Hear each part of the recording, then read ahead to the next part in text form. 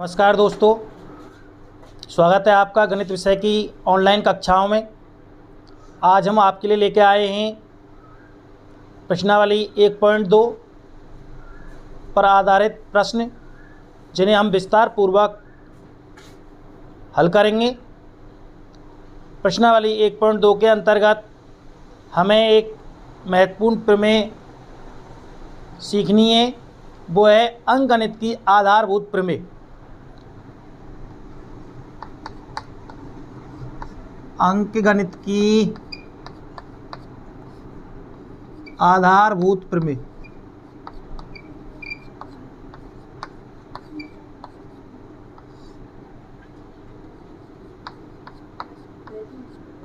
इस प्रमेय को समझने से पहले हम दो शब्दों पर अध्ययन करेंगे। नंबर 1 भाज्य संख्या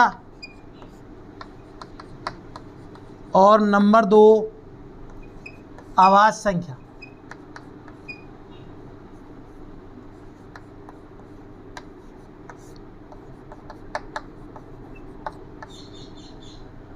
भाज्य संख्या क्या होती है और अभाज्य संख्या क्या होती है, इनकी हमें परिभाषाएं याद होनी चाहिए। भाज्य संख्या उसे कहते हैं जिसके 2 से अधिक गुणनखंड होते हैं। क्या कहलाती है वो? भाज्य संख्या। ऐसी संख्या जिसके 2 से अधिक गुणनखंड हों।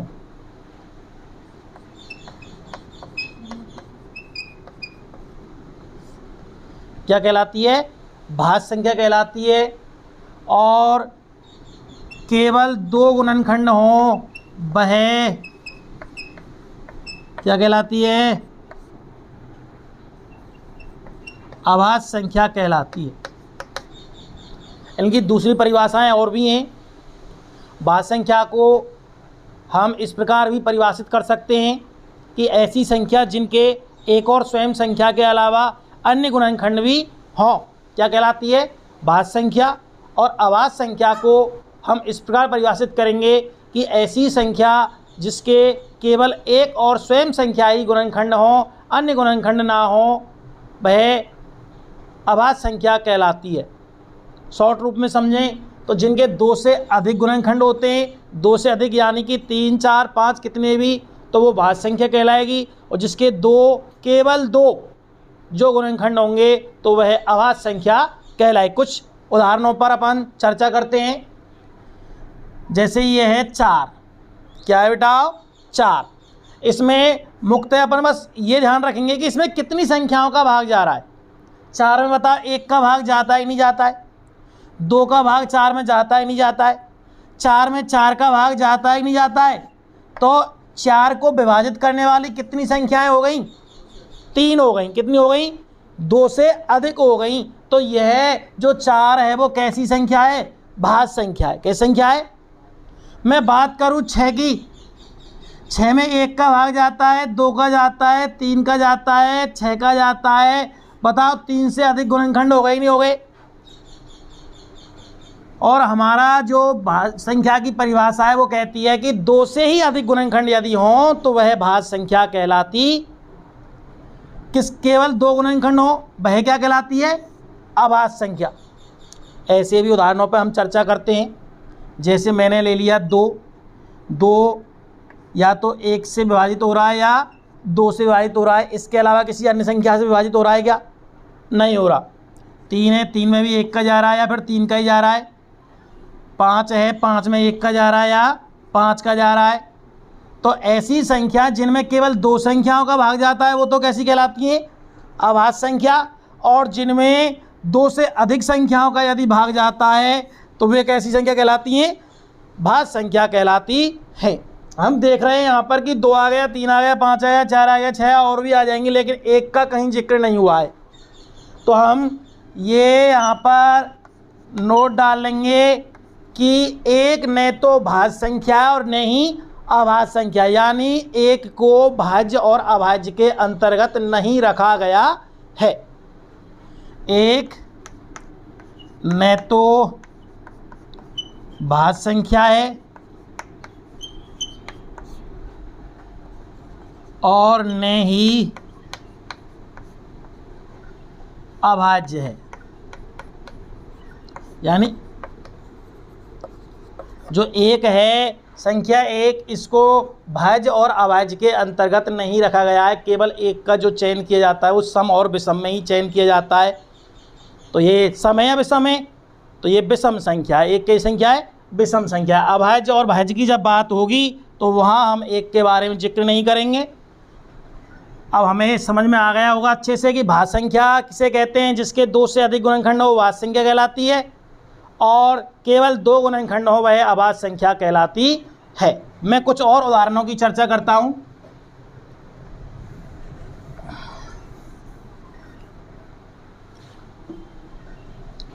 जो अपनी भाज्य संख्याएं जिनमें कम से कम 3 संख्याओं के भाग जाते हैं, 2 से अधिक मतलब 3 संख्या या 3 से 3 या 3 से अधिक, तो ऐसी संख्याएं 4, 6, 8, 9, 10, 12, 14, 15, 16, ये सभी संख्या कैसी हैं? भाज्य संख्या। और जो हमारी अभाज्य संख्याएं होती हैं ये भी आपको आनी चाहिए। मैं 1 से लेकर और 100 तक की अभाज्य संख्याओं का जिक्र कर रहा हूँ, यहाँ पर उनको लिख रहा हूँ। तो अपनी 1 से लेके और 100 तक की जो अभाज्य संख्याएं वो हैं 2 के बाद आती है 3, 5, 7, 11, 13, 17, 19, 23, 29, 31, 37, 41, 43, 47, 53, 59, 61, 67, 71, 73, 79, इसके बाद में आता है 83 के बाद में आता है 89 और 89 के बाद में आता है 97। ये हमारी ऐसी संख्याएं हैं जिनमें केवल 2 संख्याओं का ही भाग जाता है, अर्थात केवल 2 ही गुणनखंड होते हैं। ऐसी संख्याएं अभाज्य संख्याएं कहलाती हैं। ये हमारी जो अभाज्य संख्याएं होती हैं टोटल होती है बेटा 25। कितनी होती हैं? 1 से लेकर 100 तक अभाज्य संख्याएं कितनी होती हैं? 25। ये आपको ध्यान रखना है। अब हम बात करते हैं अंकगणित की आधारभूत प्रमेय की। हमें ये तो समझ में आ गया होगा कि भाज्य संख्या और अभाज्य संख्या क्या होती है। तो अंकगणित की आधारभूत प्रमेय है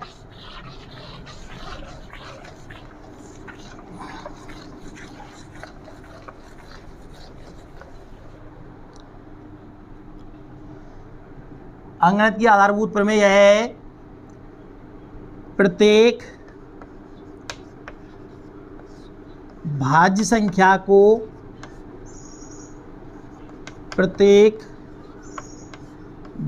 संख्या को अभाज्य संख्याओं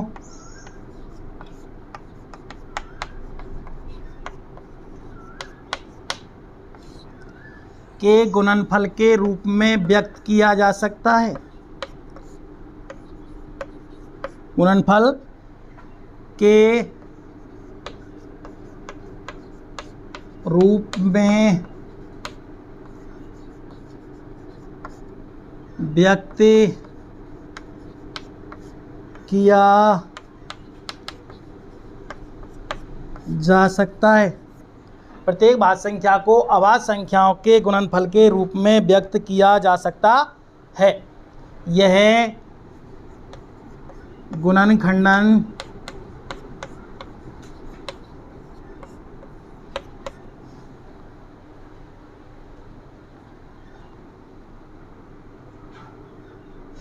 क्रम बिना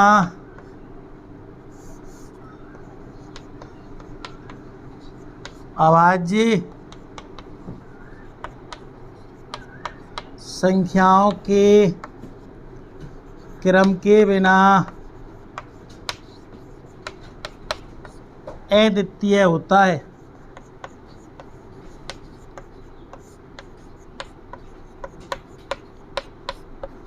क्रम के बिना अद्वितीय होता है। ध्यान से देखेंगे यानी कोई भी भाज्य संख्या दे रखी है आपके लिए, कोई भी क्या दे रखी है, भाज्य संख्या। जैसे मैंने एक भाज्य संख्या ले ली आपके लिए 15, कितनी ले ली, 15। इसके हम भाज्य संख्या के क्या करेंगे, अभाज्य संख्याओं के गुणनफल के रूप में इसको व्यक्त करेंगे। तो अभाज्य संख्याओं के गुणनफल के रूप में व्यक्त करेंगे तो इसको हम बताओ 3 गुना 5 लिख सकते हैं, नहीं लिख सकते। 3 भी अभाज्य संख्या और 5 भी अभाज्य संख्या है, दोनों के 2 ही गुणनखंड होंगे, 2 के अलावा थोड़ी होंगे, दोनों अभाज्य संख्या है।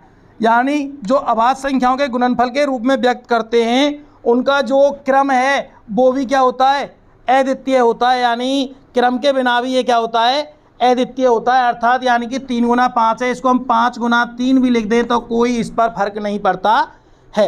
यानी हम क्रम को किसी भी प्रकार ले सकते हैं। जैसे हमारे लिए आ जाता है कितना, 30 आ गया, कितना आ गया, 30।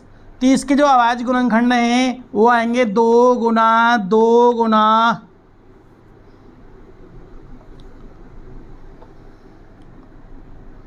2 गुना 3 गुना 5, 2 गुना 3 गुना 5, यानी 2 तिया 6 पंजे 30। ये तीनों ही अभाज्य संख्या है कि नहीं है। इस क्रम को हम ऐसे भी लिख सकते हैं 5 गुना 3 गुना 2, यानी प्रत्येक भाज्य संख्याओं को अभाज्य संख्याओं के गुणनफल के रूप में व्यक्त किया जा सकता है। और यह जो गुणनफल है अभाज्य संख्याओं के रूप में जो खंड आए हैं उनको हम किसी भी क्रम में लिख सकते हैं। ध्यान से देखिए, इन पर आधारित हम प्रश्नों को हल करेंगे। हमारे जो इस प्रश्नावली के अंतर्गत जो प्रश्न आएंगे उनमें हमें अभाज्य गुणनखंड ज्ञात करने हैं, लैसे मैसे ज्ञात करने हैं, उनके बारे में हम चर्चा करेंगे। उससे पहले मैं कुछ एक दो संख्याओं के आपके लिए अभाज्य गुणनखंड निकाल के बताता हूँ, ध्यान दें आप।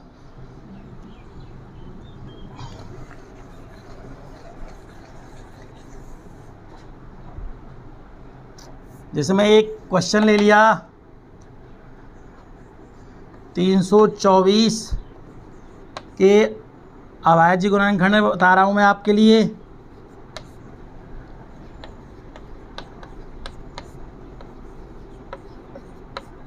(324) के अभाज्य गुणनखंड। अभाज्य गुणनखंड किस प्रकार किए जाते हैं। अभाज्य गुणनखंड जब हम करते हैं तो कोई भी आपको एक क्या मिलेगी, संख्या मिलेगी, और उसमें उस संख्या के जो गुणनखंड हैं वो आपको अभाज्य संख्याओं के रूप में विभक्त करने हैं। तो अपनी अभाज्य संख्या की शुरुआत होती है 2 से। कहाँ से शुरुआत होती है, 2 से। सबसे पहले चलो हम 2 का भाग देते हैं। इसमें कितनी बार गया बेटा, 162 बार। फिर 2 का भाग दिया, कितनी बार गया बेटा, 81 बार। फिर बेटा 3 का दिया, कितनी बार गया, 27 बार। फिर 3 का दिया बेटा, कितनी बार गया, 9 बार। फिर 3 का दिया बेटा, कितनी बार गया, 3 बार। और फिर 3 का दिया, कितनी बार गया, 1 बार। कितनी बार गया। ये जो गुणनखंड आए हैं इनको हम गुणा के रूप में विभक्त कर देंगे, वो 324 के अभाज्य गुणनखंड कहलाएंगे। क्या कहलाएंगे, 324 के अभाज्य गुणनखंड। क्या क्या हैं, 2 2 3 3, कितनी बार आया, 4 बार। 3 गुना 3 गुना 3 गुना 3। तो ये क्या आ गए, 324 के अभाज्य गुणनखंड। इसको हम चाहें तो इस प्रकार भी लिख सकते हैं, 2 कितनी बार है, 2 बार, तो हम इसको लिख सकते हैं 2 की घात 2।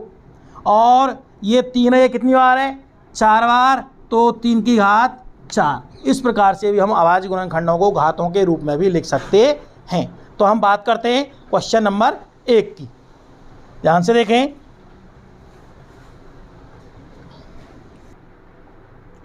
देखिए क्वेश्चन नंबर 1, एक प्रश्नावली 1.2 का पहला क्वेश्चन है, निम्नलिखित संख्याओं को अभाज्य गुणनखंडों के गुणनफल के रूप में व्यक्त कीजिए। ये संख्या दे रखी है 140, 156, 3825, 5005, 7429। इन संख्याओं के हमने क्या निकालने, अभाज्य गुणनखंड याद करने। क्या याद करने, अभाज्य गुणनखंड। चलो आंसर निकालते हैं इनका, सबके अभाज्य गुणनखंड निकालते हैं। पहला है 140, पहला कितना है, 140। 140 के अभाज्य गुणनखंड करेंगे बेटा। सबसे पहले कितने का भाग जा रहा है इसमें, 2 का भाग दिए, 2 7 14 70। फिर कितने का जा रहा है, 2 का जा रहा है, कितनी बार बेटा, 35 बार। इसके बाद में 35 में कितने का भाग जा रहा है बेटा, केवल अभाज्य संख्याओं पर ही ध्यान देना बेटा। और आपको सीधा सा तरीका है कि जो अभाज्य संख्याओं की शुरुआत होती है वो 2 से होती है। 2, उसके बाद 3, 5, 7, 11। आप क्रम से ही थोड़ा अपन क्रम बना लेंगे एक, कि पहले 2 का दे रहे हैं, फिर 3 का नहीं जाए तो 5 का नहीं जा रहा है, 7 का। इस प्रकार से आप क्रम से बढ़ते रहेंगे। चलो हमने 2 का भाग दिया, इसमें कितनी बार गया 70 बार। 2 का दिया, फिर कितनी बार गया 35 बार। 35, 2 का जा रहा है, फिर 3 का दे के देखा 3 का नहीं जा रहा है, इसमें कितने का जा रहा है 5 का कितनी बार 7 बार। और फिर 7 का जा रहा है कितनी बार बेटा 1 बार। हम क्या देख रहे हैं कि इसके जो अभाज्य गुणनखंड है किसके 140 के, वो गुणनखंड क्या है 2 गुना 2 गुना 5 गुना में 7। इसको हम ऐसे भी लिख सकते हैं 2 की पावर 2 इंटू 5 इंटू 7। ये क्या प्राप्त हुए 140 के अभाज्य गुणनखंड। दूसरा देखें, दूसरा है 156। 156 के अभाज्य गुणनखंड करेंगे। सबसे पहले कितने का जा रहा है 156 में बेटा 2 का कितनी बार जा रहा है 2 7 14 2 8 16 78 बार। फिर 2 का जा रहा है कितनी बार बेटा 39 बार। फिर 3 का जा रहा है 39 में कितनी बार बेटा 13 बार। 13 स्वयं अभाज्य संख्या है, 13 में 13 का जाएगा 1 बार। क्या प्राप्त हुए 156 के अभाज्य गुणनखंड बेटा। मैं क्या ऐसे लिख सकता हूँ सीधा 2 कितने आए हैं बेटा इसमें 2, तो 2 की पावर 2 इंटू और क्या है 3 इंटू और क्या है 13। इस प्रकार से अभाज्य गुणनखंड लिख देंगे, नहीं लिख देंगे। तीसरा क्वेश्चन है 3825। इसके अभाज्य गुणनखंड ज्ञात करते हैं 3825 के। सबसे पहले 2 का नहीं जा रहा, 3 का दे के देखते हैं, शायद 3 का चला जाए। 3 एकम 3, 3 दूनी 6, 3 सत्ते 21, 3 पंजे 15। फिर दीजिए 3 का कितनी बार गया बेटा 3 चौका 12, 25 तिया 75। फिर दीजिए 3 का जा रहा है कितनी बार 3 एकम 3, 3 चौका 3 का नहीं जा रहा सॉरी, कितने का देंगे 5 का 5 40 55। फिर 5 का जा रहा है बेटा कितनी बार बेटा 17 बार। और फिर 17 का जा रहा है कितनी बार 1 बार। तो 3825 के अभाज्य गुणनखंड क्या प्राप्त हुए 3 कितनी बार है 2 बार, तो 3 की घात 2 इंटू 5 भी 2 बार है 5 की घात 2 इंटू कितना आ गया 17। ये तो आ गए 3825 के अभाज्य गुणनखंड। इसके बाद में संख्या है अगली 5005। इसके भी अभाज्य गुणनखंड याद करते हैं।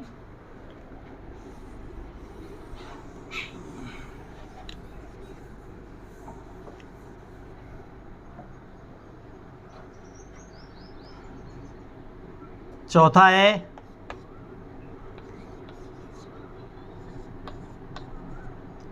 5005। 2 का जा ही नहीं रहा है इसमें, 3 का भी नहीं जा रहा है, शायद 5 का जा रहा है। 5 का दीजिए कितनी बार गया बेटा 1001 बार। इसके बाद में 5 के बाद में मैं इसमें 7 का दे के देखता हूँ जा रहा है कि 7 का 7 एकम 7, 7 चौका 28, 7 के 21। 7 का दीजिए 7 एकम 7, 7 चौका 28, 7 तिया 21। इसके बाद में फिर कितने का जा रहा है बेटा इसमें 11 का दीजिए 11 एकम 11, 3 बच गए 3 11 तिया 33। और अंत में कितने का जा रहा है 13 का 13 एकम 13। तो यहाँ पे जो 5005 के अभाज्य गुणनखंड आए हैं वो आ गए 5 इंटू 7 इंटू 11 इंटू 13। अंतिम संख्या बची है 7429। इसके भी हमें क्या याद करने हैं अभाज्य गुणनखंड। इसके अभाज्य गुणनखंड करते हैं। देखिए इसमें 3 का जा रहा है क्या 3 का भाग नहीं जा रहा है, 3 का नहीं जा रहा है। बेटा आपने छोटी कक्षाओं में भाजकता के नियम पढ़े होंगे। भाजकता के नियमों की थोड़ी सी मैं चर्चा करता हूँ आपके सामने। सबसे पहले हम बात करते हैं 2 के भाजकता के नियम की। यदि किसी संख्या का इकाई का अंक सम हो, क्या हो सम हो 0 2 4 6 8 में से हो तो उसमें 2 का भाग जाता है। 3 का भाजकता का नियम बेटा ये कहता है कि यदि हम संख्या के अंकों का योगफल करें और वो भी 3 से डिवाइड हो जाए, 3 से विभाजित हो जाए तो उस संख्या में भी 3 का भाग जाता है। मैं क्या देख रहा हूँ 9 और 2 11 और 4 15 और 7 22। 3 से विभाजित हो रहा है कि ये नहीं हो रहा है, इसमें 3 का भाग नहीं जाएगा। इसके बाद बात करते हैं हम 5 की। 5 का रूल होता है कि संख्या का अंतिम अंक या तो 0 होना चाहिए या क्या होना चाहिए 5 होना चाहिए, तो ही उस संख्या में किसका भाग जाता है 5 का। किसका जाता है? चलो हम 7 की बात करते हैं। चलो भाग दे लेते हैं। 7 एकम 7, 7 का भी इसमें नहीं जा रहा है। 7 के बाद में 11 का, 11 के लिए अपन इसमें देखते हैं 11 छिंगे 66, 8 बच गए 82 हो गए, 11 7 77, 11 का भी इसमें नहीं जा रहा है। 13 का देखा, 13 चौका 52, 13 पंजे 65, 9 बच गए 92, 13 7 51, 13 का भी इसमें नहीं जा रहा है। 13 बाद 17 का देके देखते हैं, कितने का देते हैं? 17 का। 17 चौका 68, 6 बच गए 62 हो गए, 17 ते 51, दीजिए भाग 17 का दीजिए। 17 चौका 68, 17 चौका 68, 6 बच गए 62 हो गए, 17 तिया 51, 11 बच गए 19, 119 हो गए, 17 7 119, 437 आ गई। 17 के बाद में इसमें 19 का देके देखते हैं अपन। 19 दूनी 38, कितने बचे? 5, 57 हो गए, 19 तिया 57, अंत में 23 का देते हैं। 23 का 23। इस प्रकार से ये क्वेश्चन आपको आसानी से समझ में आया होगा। क्वेश्चन समझ में आया कि नहीं आया है? इसके बाद में हम अगला क्वेश्चन देखते हैं, क्वेश्चन नंबर 2। ध्यान से देखें, क्वेश्चन नंबर 2 है अपना, पूर्णांकों के निम्नलिखित युग्मों के एचसीएफ व एलसीएम ज्ञात कीजिए तथा इसकी जांच कीजिए कि दो संख्याओं का गुणनफल, कितनी संख्या गुणनफल? 2 संख्याओं का गुणनफल बराबर होता है एचसीएफ गुना एलसीएम के। कुछ प्रश्न दे रखे हैं, इसके 3 भाग दे रखे हैं, 26 और 91, 510 और 92 और 336 और 54। इन जोड़े जो दे रखे हैं उनके हमें क्या याद करने हैं? एचसीएफ और एलसीएम। मैं एक बार थोड़ी सी आपको जानकारी में डाल देता हूं कि एचसीएफ मतलब होता है बेटा मैस है। क्या होता है? मैस है। और एलसीएम का मतलब होता है लेस है। मैस है यानी कि महत्तम समापवर्तक और लेस है यानी कि लघुत्तम समापवर्तक। तो हम एचसीएफ और एलसीएम याद करेंगे। एचसीएफ और एलसीएम याद करने के लिए किस प्रकार हम प्रश्नों को हल करते हैं, आप ध्यान दीजिए बेटा। देखो बोर्ड पर, जैसे अपना ये पहला क्वेश्चन है 26 और 91, इन दोनों संख्याओं का एचसीएफ क्या है और एलसीएम क्या है, ये हमें ज्ञात करना है। सबसे पहले हम जो भी संख्या दे रखे हैं उनके अभाज्य गुणनखंड ज्ञात करेंगे। 26 में दिया 2 का कितनी बार गया? 13 बार। और 13 का दिया कितनी बार गया? 1 बार। ऐसे 91 के भी अभाज्य गुणनखंड किए हमने। 91 के अभाज्य गुणनखंड किए तो सबसे पहले 7 का गया कितनी बार? 13 बार। और 13 का गया कितनी बार? 1 बार। मैं क्या देख रहा हूँ बेटा यहाँ पर कि 26 के जो अभाज्य गुणनखंड हैं वो तो आए हैं क्या? 2 गुना 13। और 91 के जो अभाज्य गुणनखंड हैं वो आए हैं 7 गुना में 13। जो ये अभाज्य गुणनखंड आए हैं, इन अभाज्य गुणनखंडों में जो अंक दोनों में समान है वो मैसे कहलाता है बेटा। क्या कहलाता है? मैसे। यानी इसमें क्या है? 13 है, नीचे भी 13 है, इसका मतलब दोनों में 13 समान है, तो इसका मैसे हुआ 13। एचसीएफ कितना हुआ? 13। काश एक संख्या और होती इन दोनों में, 3 और होता बेटा। क्या होता? 3 और होता, तो इसका जो मैसे है वो 13 और 3 2 संख्या हो गई इसमें कॉमन, दोनों में समान हो गई, तो 13 तिया 39 इसका क्या होता? मैसे होता। मान लीजिए काश ऐसा होता कि 5 गुना 7 और 3 गुना 11 2 अभाज्य गुणनखंड इस प्रकार आते। क्या इन दोनों में कुछ समान दिखाई दे रहा है आपको? नहीं दिखाई दे रहा है। ऐसी कंडीशन में हम जो मैसे है एचसीएफ है वो कितना मानते? 1 मानते। जब कोई भी समान नहीं होता है तो एचसीएफ 1 माना जाता है। तो यहाँ पे हम क्या देख रहे हैं कि जो अभाज्य गुणनखंड हैं उनमें दोनों में जो कॉमन है, समान है, वो है 13। कितना है? 13। कितना है? 13। तो यहाँ पर एचसीएफ कितना प्राप्त हुआ? 13। दोनों में 13 समान है, इसलिए इसका एचसीएफ कितना प्राप्त हुआ? 13 प्राप्त हुआ। कितना प्राप्त हुआ इसका एचसीएफ? 13। ठीक है। इसके बाद में अगला क्वेश्चन, एचसीएफ आ गया। अब हमें एलसीएम याद करना है। क्या याद करना है? एलसीएम। एलसीएम कैसे याद करेंगे? एलसीएम याद करने के लिए जो समान संख्या आई है, क्या आ गई समान संख्या? 13। इसके अलावा जो अन्य संख्याएं बच रही हैं उनको भी हम क्या कर देंगे? मैसे के साथ लिख देंगे। तो हमारा क्या आ जाएगा? HCF LCM आ जाएगा। क्या आ जाएगा? LCM। क्या आ जाएगा? LCM। या फिर मैं दूसरे रूप में आपको बताऊं कि जो भी यहाँ पर अभाज्य संख्याएं दे रखी हैं, क्या दे रखी हैं? अभाज्य संख्याएं। उन अभाज्य संख्याओं की जो घात है वो कौन से जोड़े में अधिक है, उसकी अधिकतम घात को क्या किया जाता है? चुना जाता है। तो 13 यहाँ पर एक है, नीचे भी एक है, तो 13 ले लिया। इसके बाद 2 ऊपर 1 है और नीचे 1 भी नहीं है। मैंने क्या बताया? अधिकतम घात लेंगे। ऊपर तो 2 की घात 1 है और नीचे है 2 की घात 0, यानी है ही नहीं। तो बताओ 0 वाले को लेंगे, 1 वाले को? 1 वाले को लेंगे। किसको लेंगे? ऐसे ही नीचे 7 की घात 1 है, ऊपर 1 भी नहीं है, तो किसको लेंगे? 1 घात को, यानी 7 को लेंगे। अपना आंसर आ गया 13 दूनी 26, 7 162। कितना है? 162। इस प्रकार से हम HCF और LCM ज्ञात करते हैं। सॉरी 182 आएगा। कितना है? 182। अब उत्तर की जांच करते हैं।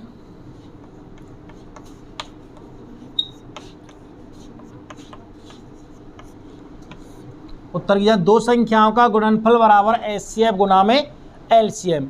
दो संख्या कौन कौन सी हैं जिनका हमने HCF और LCM ज्ञात किया अभी? 26 और 91।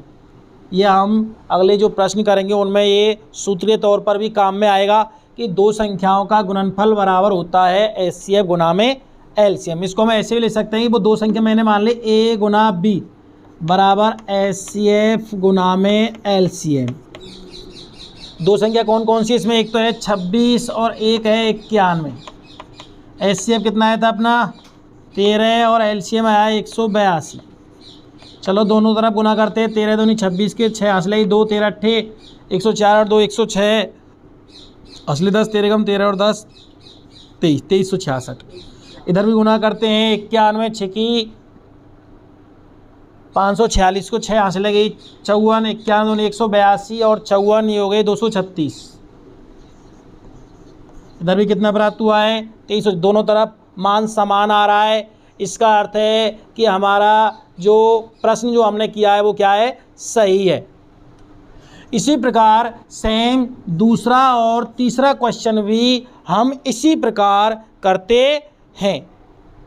510 और 92 का हम अलग अलग अभाज्य गुणनखंड करेंगे, HCF और LCM ज्ञात कर लेंगे, और 336 और 54 के भी इस प्रकार से HCF ज्ञात करके, और अंत में दोनों संख्याओं गुना LCM और HCF के गुना के बराबर आ जाए तो अपना उत्तर सही है, वरना गलत है। अब अगले क्वेश्चन नंबर 3, अभाज्य गुणनखंड विधि द्वारा निम्नलिखित पूर्णांकों के HCF व LCM ज्ञात करो। ये क्वेश्चन दे रखे हैं आपको। पहला है 12, 15 और 21। इन तीनों संख्याओं, अब की बार 3 संख्या दी हुई हैं, 3 संख्याओं का हमें HCF और LCM ज्ञात करना है। तरीका वही सेम है जैसा कि आपने दूसरा क्वेश्चन किया था, उसी के अनुसार तीसरा क्वेश्चन करना है। फर्क बस इतना है कि दो संख्याओं वाले के लिए ही वो जो फॉर्मूला था अपना A गुना B बराबर HCF गुना LCM, यानी कि दो संख्याओं का गुना जो HCF और LCM के गुना के बराबर होता है वो केवल दो संख्याओं के लिए ही लगता है। यहाँ पे कितनी संख्याएं? 3 संख्याओं के लिए। कहीं ऐसा मत कर देना आपकी इन तीनों संख्याओं का गुना इनके LCM और HCF के बराबर करने बैठे तो ये दोनों समान नहीं आएंगे। यहाँ पर वो केवल 2 संख्याओं के लिए पता। अब हम 3 संख्याओं के लिए HCF और LCM ज्ञात करते हैं। देखिए पहला है 12, 15 और इसका करना है के 2 12, 2 का दिया, फिर 2 दिया 6 फिर 3 का दिया, कितनी बार गया? एक बार। 15 भी देते हैं, 3 का गया कितनी बार? 5 बार, और 5 का गया कितनी बार? एक भी देते हैं आगे का दिया कितनी बार गया? 7 बार। 7 का गया कितनी बार? एक बार। अरे अभाज्य गुणनखंड कितने? 2 गुना 3। 15 के अभाज्य गुणनखंड आए हैं अपने 3 गुना 5। 3 गुना 5। 21 के गुणनखंड आए हैं अपने 3 गुना में 7। हम क्या देख रहे हैं? मैंने बताया कि HCF ज्ञात करते हैं वो तीनों जितनी भी संख्या उनके अभाज्य गुणनखंड हैं उनमें जो तीनों में समान संख्या है वही क्या कहलाती है? HCF कहलाती है। तीनों में क्या समान है? तीनों में केवल संख्याओं के HCF निकाल रहे होते तो उन दोनों संख्याओं के अभाज्य गुणनखंडों में या तीन संख्या है, तीनों संख्याओं के अभाज्य गुणनखंडों में समासी है, तो दोनों में ही समान 3, तो हमारा HCF हो गया कितना 3। इसके बाद में मैं LCM की बात करता हूँ। LCM के लिए मैंने बताया था आपके लिए कि 3 अभाज्य गुणनखंड है 3 संख्याओं के, तीनों अभाज्य गुणनखंडों में जो अंक जिस अभाज्य गुणनखंड में सबसे अधिक बार आया है उस अधिकतम घात को ही हम लेते हैं। देखिए 2 की घात कितनी है 2 बार आया है और में एक ही बार नहीं आया है तो हम 2 बार वाले को लेंगे, यानी कि 2 गुना को लेंगे। 3 की बात करूँ, तीनों में एक बार, 3 को एक को किसी को कहीं से उठा ले। 5 एक बार है और में है ही नहीं है तो 5 को एक बार वाले को लेंगे। 7 इसमें एक बार है, इनमें 0 बार है ही नहीं तो एक बार वाले को लेंगे। अपना आंसर आ गया 2 दूनी 4 दिया 12 5 60 7 420। इस प्रकार से हम LCM ज्ञात करते हैं। LCM ज्ञात करने का एक दूसरा तरीका भी यदि हमें 15 और LCM ज्ञात करना है तो हमें दूसरे तरीके के LCM ज्ञात कर सकते हैं।